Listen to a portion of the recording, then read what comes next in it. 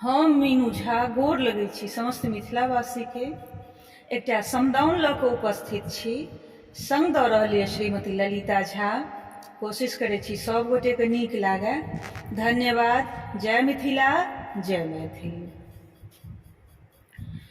बारह बरख के हमरो मरिया, हमरो मरिया, तेरा बरख लेने जाए, तेरा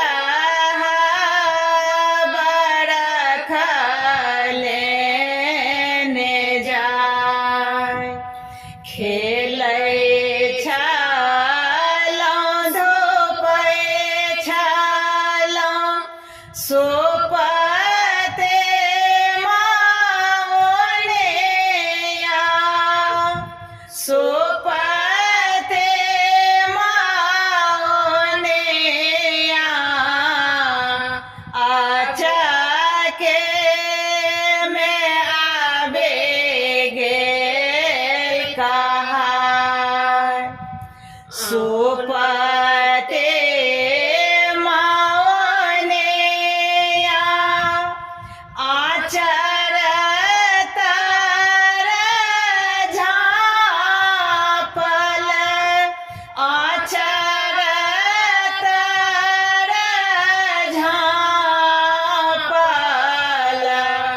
से तारो से गेले मोर झाय, से तारो से गेले मोर झाय। अपना महल सँ आमा बाहर भेले, आमा बाहर भेले, किया से तारो साले मोर झाय। खेलै छलहुँ धोपै छलहुँ सोपते माओनिया, सोपते माओनिया, आजके में आबे गेल कहार। कोने नेर मोलिया अम्मा दिनमा गोनेलकै, दिनमा गोनेलकै। कोने नेरा मोहिया नेने जाय, कोने नेरा मोहिया अम्मा दिनमा लेलकै, दिनमा लेलकै।